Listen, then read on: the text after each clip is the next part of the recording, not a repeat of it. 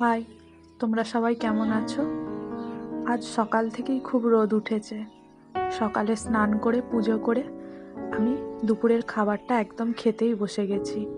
কালকে রাত্রের অল্প একটু চিকেন ছিল, সেটা আর একটু আলু ভাজা বেগুন ভাজা দিয়ে আজকে দুপুরের খাবারটা শেষ করলাম।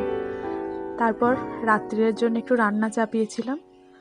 কালকে অনিমেষ একটু শাক এনেছিল, সেই শাকটাই সব রকম সবজি দিয়ে বানাচ্ছি।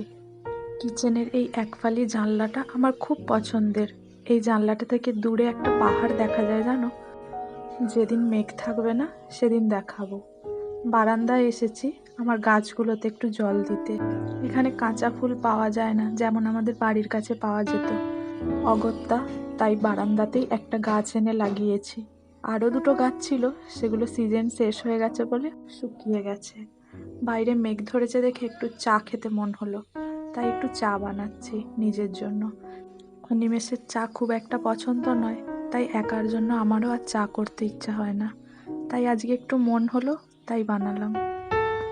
চলো জানলার ধারে বসে চাটা খাই, পরে তোমাদের সাথে আবার অনেক গল্প হবে। সবাই সুস্থ থেকো, ভালো থেকো, বাই।